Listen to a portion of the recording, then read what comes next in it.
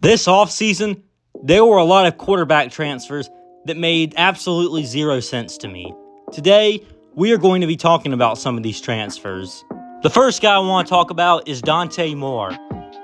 Coming out of Martin Luther King High School in Detroit, Michigan, Moore was the number 3 quarterback in the country, the number 4 player overall, and was the number 1 player coming out of the state of Michigan, and was a 5-star.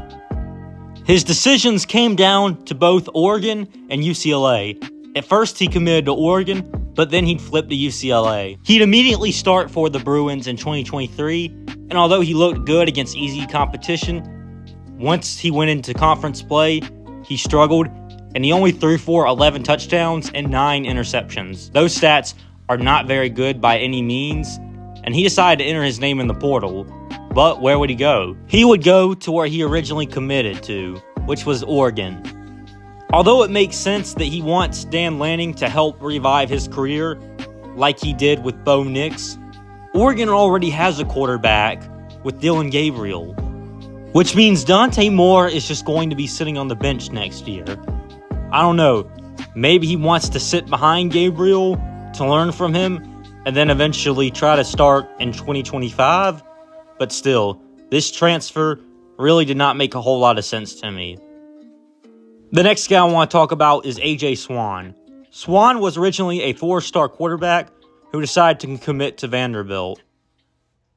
He actually looked pretty decent for Vanderbilt standards. Only thing was, he didn't have a lot to work with, and of course, he also dealt with injuries too. He would definitely do well in a better offense. So he decided to enter his name in the transfer portal, of course. At first, it looked like he was going to go to South Carolina due to the fact that their quarterback, Lenore Sellers, wasn't the most experienced guy, but he was receiving a ton of hype, and he played great the few times he did play. So instead of going to South Carolina, he decided to go to LSU, which made zero sense. LSU already has Garrett Nussmeier. Although Lenore Sellers, in my opinion, I think will be a great quarterback, Nussmeier has already proven himself more than Sellers had, as he looked outstanding in the bowl game, and seems to be the future of LSU football.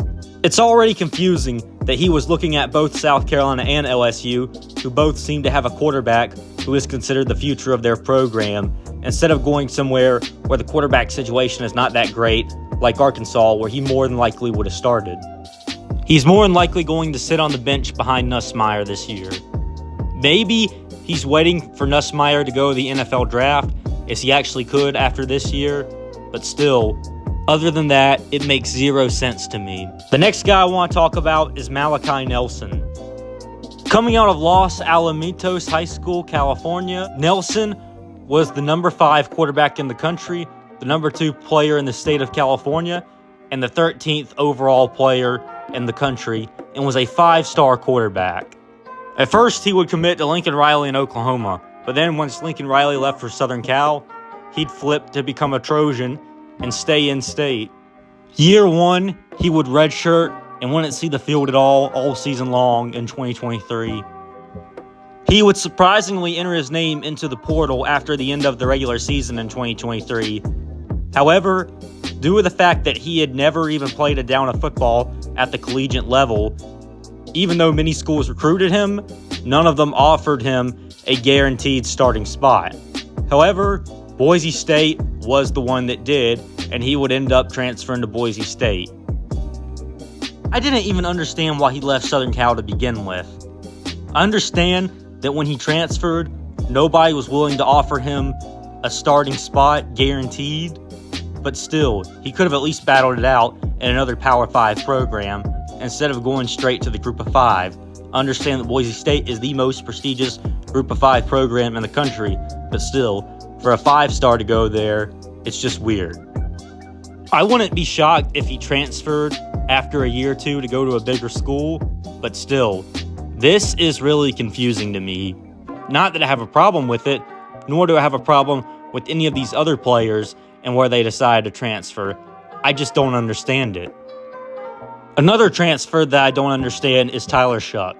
Okay, I understand why Tyler Shough's transferring to Louisville, but what I don't understand is why Jeff Brom is taking a guy that has played 6 years and has done absolutely nothing.